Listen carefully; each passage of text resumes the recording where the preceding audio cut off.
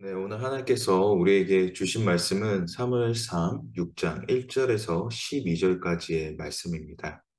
하나님 말씀 받들어 읽도록 하겠습니다. 여호와의 궤가 블레셋 땅에 있은 지 7개월이 지났을 때 블레셋 사람들이 제사장들과 점쟁이들을 불러서 말했습니다. 우리가 여호와의 궤를 어떻게 하는 것이 좋겠습니까? 우리가 그것을 어떤 식으로 제자리로 돌려보내야 할지 알려주십시오. 그들이 대답했습니다. 이스라엘 하나님의 궤를 돌려보내려면 빈손으로 그냥 보내서는 안 됩니다. 반드시 그 신에게 속건 제물을 바쳐야 합니다. 그래야만 여러분이 낫게 되고 왜 그 신의 손이 여러분에게서 나지 않았는지도 알게 될 것입니다. 블레셋 사람들이 물었습니다. 어떤 속건 제물을 그 신에게 바쳐야 합니까? 그들이 대답했습니다. 블레셋 지도자들의 수에 따라 금으로 만든 5개의 종기와 5마리의 금쥐를 바쳐야 합니다. 같은 수의 재앙이 여러분과 여러분의 지도자들에게 내렸기 때문입니다. 여러분들은 여러분이 앓고 있는 종기와 이 땅을 휩쓸고 있는 쥐의 모양을 만들어 바치고 이스라엘 신께 경의를 표하십시오. 그러면 혹시 하나님이 여러분과 여러분의 신들과 여러분의 땅을 치시던 손을 거두실지도 모릅니다. 여러분은 어찌 이집트 사람들과 바로처럼 고집을 부리려고 합니까? 하나님이 그들에게 온갖 재앙을 내리신 후에야 그들이 이스라엘 사람들을 보내 자기 길을 가게 하지 않았겠습니까? 그러니 이제 새 수레를 준비하고 멍에를 맨 적이 없는 저 신하는 소 2마리를 수레에 매십시오. 하지만 그 송아지들을 떼내어 우리에 넣으십시오. 여호와의 궤를 가져다 수레에 싣고 속건 제물로 그분께 드릴 금으로 만든 물건들을 상자에 담아 궤 곁에 두십시오.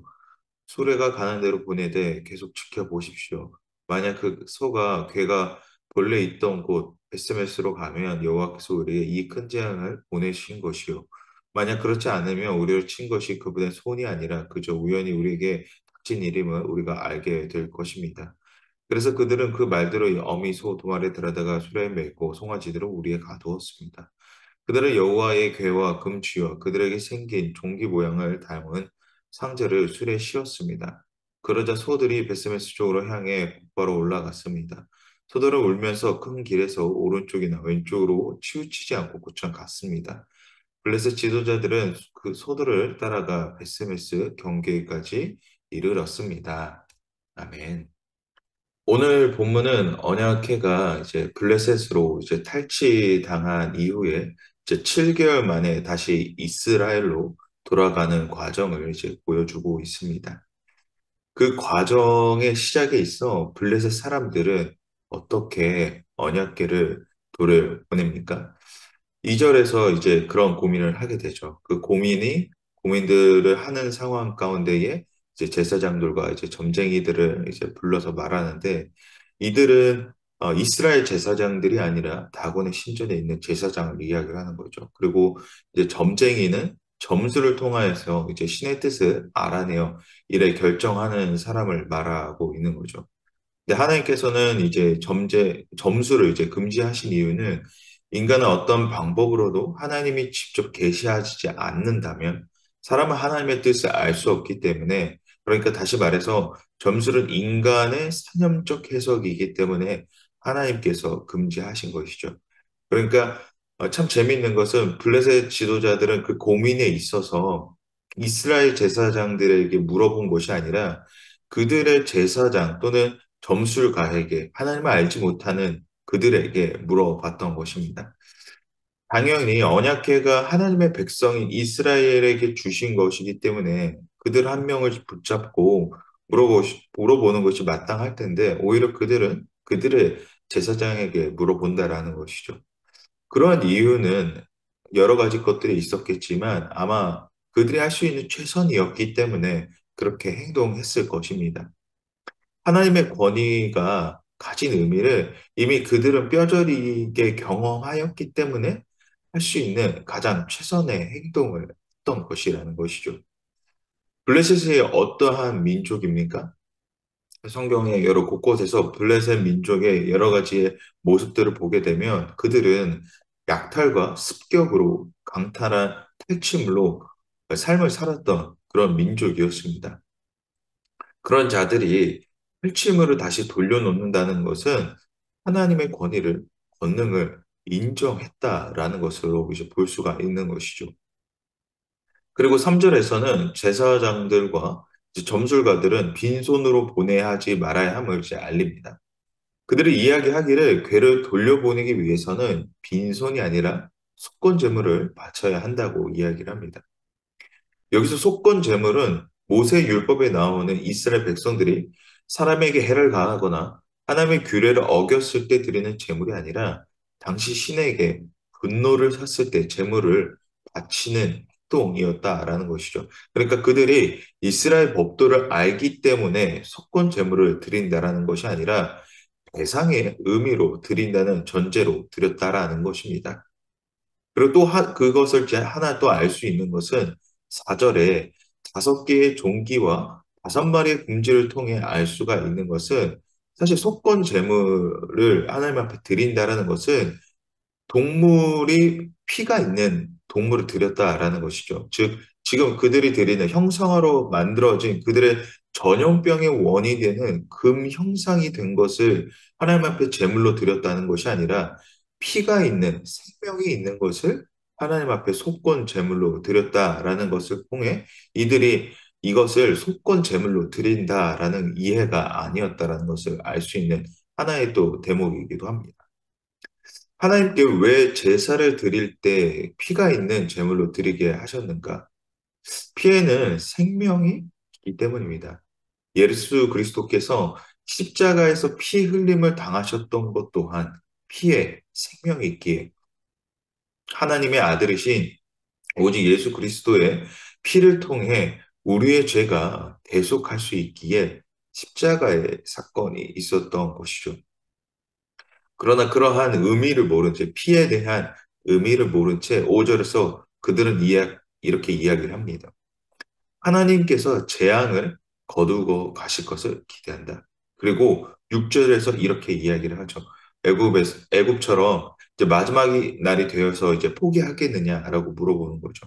애굽에 닥쳤던 그 10가지 재앙들을 이들조차 그리고 팔레스타인 이 전 지방에 이 재앙에 대한 이야기가 이미 알려져 있음을 이제 보게 된다라는 것입니다. 오늘날 우리는 어떠한 이해 속에 살아가고 있습니까?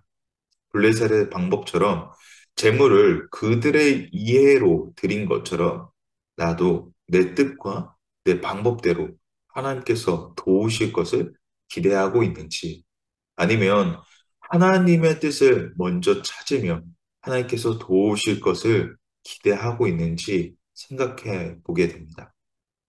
이 두 가지의 차이는 사실 극명하게 드러납니다. 첫 번째, 내 방법과 내 마음대로 일을 기대하다가 안 되면 그 실패를 누군가의 탓을 하게 된다라는 것이죠. 그러니까 제사장과 점술가의 말이 만약에 안 맞았다면 블레셋 지도자는 그들을 이렇게 탓을 했을 것입니다. 그러나 두 번째 후자의 경우는 어떻습니까? 이스라엘 제사장에게 아니면 이스라엘에게 물어봤다면 보다 정확했을 것이라는 것이죠. 결국 그들은 그들의 이해에 따라 죄물을 준비했던 것입니다. 전염병의 원인이 되는 쥐를 현상화해서 제물로 드렸던 것처럼 이는 이스라엘 백성들이 출애굽하여 모세가 시내산에서 계시를 받을 때 이스라엘 백성들이 했던 행동과 굉장히 유사해 보입니다. 그들의 이해로 하나님을 형상화했던 것처럼 말이죠. 오늘날 우리는 하나님을 어떠한 분이라고 인식하고 또 이해하고 계십니까? 내 생각과 기준에 따라 하나님을 판단하거나 하나님께서 그렇게 하실 것이라는 기대로 살아가고 있지는 않은지 생각하게 됩니다. 우리의 삶을 살아가면서 우리는 왜 실패를 맛보고 좌절하게 되는 것일까요?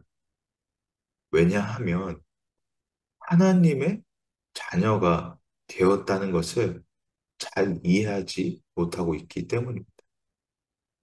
무슨 말이냐? 하나님의 자녀가 되었다는 것은 실패 없는 인생으로 살아간다라는 것입니다. 내가 하나님의 자녀가 되었다는 것은 그분이 이 땅을 창조하시고 다스리시는 분이시고 그분이 오늘도 살아 역사하시고 이 땅을 운행하고 계신다는 것을 말을 하고 있다라는 것이죠. 그리고 그분의 자녀가 되었다라는 것입니다. 이 이해가 있다면 오늘날 우리의 실패는 나의 인간적 실패라는 것입니다. 다시 말해, 내 생각과 기준으로 이미 판단하고 실패했다라는 것이 바로 인간적 실패라는 것이죠.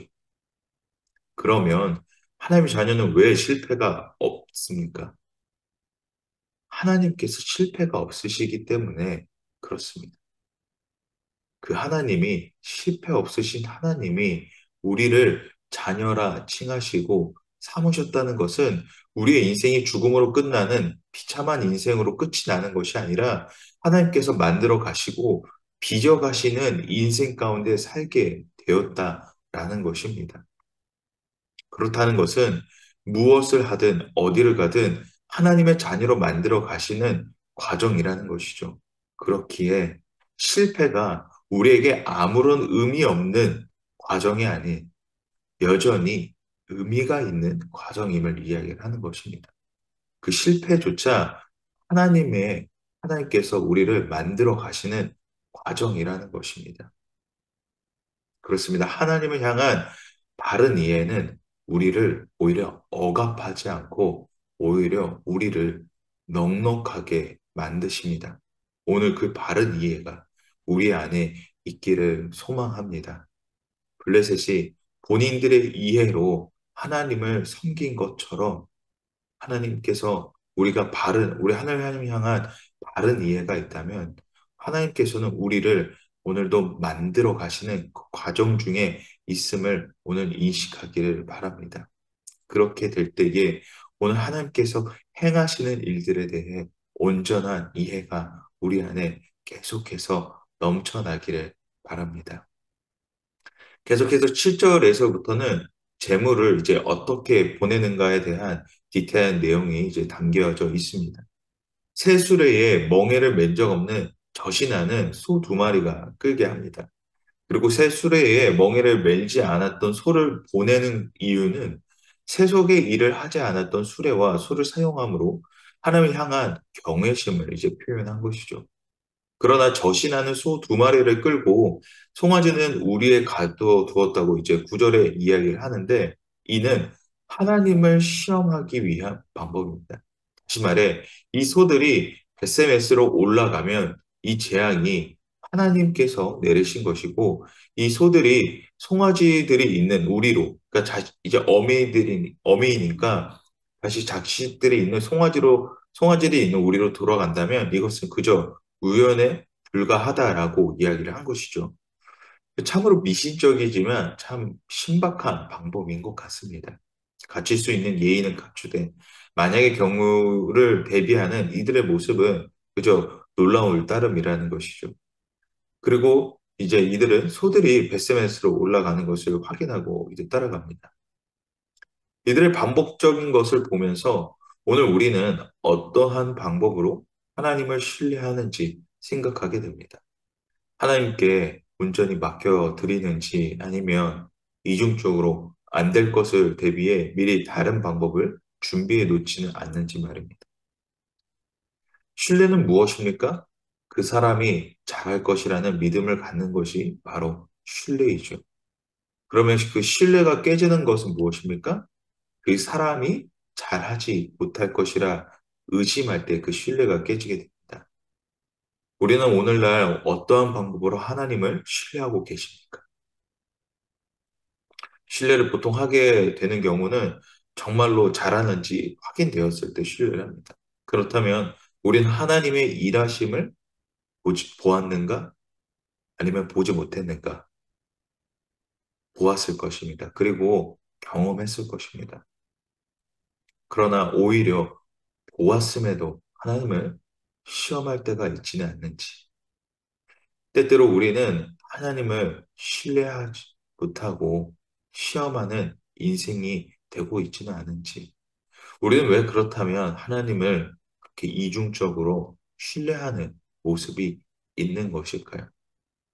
왜냐하면 내가 우선이 되기 때문입니다. 그 필요와 목적이 하나님이 중심되는 것이 아닌 내가 되기 때문입니다.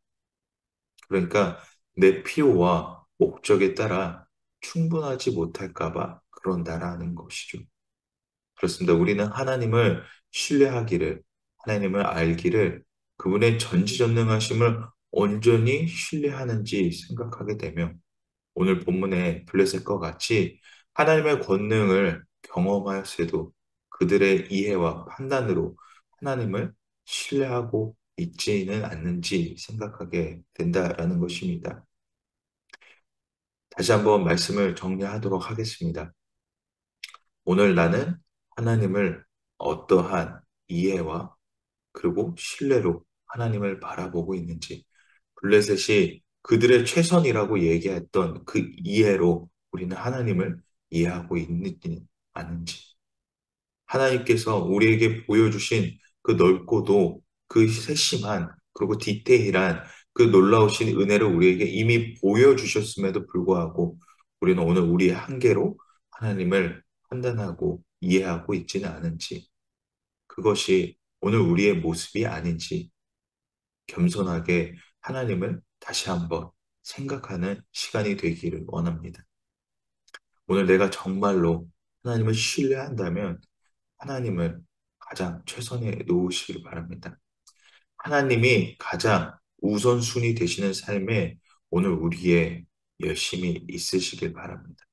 그렇다면 하나님이 만들어 가시는 자리를, 그리고 내가 생각하는 한계를 이미 넘어서 일하시는, 우리의 불만족을 만족으로 이루시는 하나님의 능력을 보게 될 줄 믿습니다.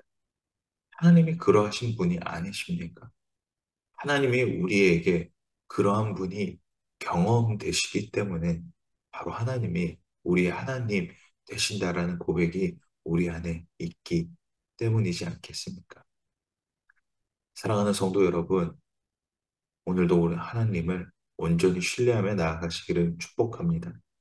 내가 하나님의 자녀가 되었다라는 그 넓은 마음과 그 이해가 오늘 우리 안에 있기를 소망합니다. 하나님께서 나를 세우셨다라는 것은, 나의 인생을 하나님께서 붙드시고 동행하신다라는 것은, 우리가 무엇을 하든 어디를 가든 하나님께서 붙들고 계신다라는 것입니다. 그러한 이해 속에서 오늘 우리의 삶을 이어나아갈 때, 그렇게 하나님을 신뢰하며 나아갈 때 우리는 그저 답답한 인생을 살아가는 것이 아니라 하나님께서 주신 그 넓은 마음을 우리가 이해하며 나아갈 수 있을 것이라고 생각합니다. 우리가 경치 같은 것을 높은 곳에서, 아니면 정말 이 바닷가에서 노을을 지는 모습을 보면 참 마음이 넉넉해지는 것을 느낍니다. 왜 그렇습니까? 그 광활함을 보았기 때문입니다. 우리 하나님이 그 광활함을 만드신 분, 그 하나님이 그 땅을 창조하신 분입니다. 그 하나님을 우리가 신뢰하며 나아갈 때 오늘도 우리를 가득 채우시는 하나님의 놀라운 사랑이 오늘도 우리의 삶을 다스리시고 또 믿음으로 선포하며 나아가는 믿음의 성도님들이 되시기를 주님의 이름으로 축복합니다. 우리 함께 기도하겠습니다. 함께 기도하실 때에 하나님의 권능을 온전히 신뢰하며 나아가게 하여 주시옵소서. 내 반복과 내 뜻이 아닌 하나님의 일하심을 먼저 기대하게 하시고, 때때로 그 기대 속에 우리의 넘어짐이 있을 때, 아, 하나님께서 나를 기려가시구나 하는 과정임을 깨닫게 하시고, 우리의 믿음이 점차 성숙해져 가는 기쁨을 누리게 하여 주시옵소서라고 우리 함께 하나님 앞에 기도하며 나아가도록 하겠습니다.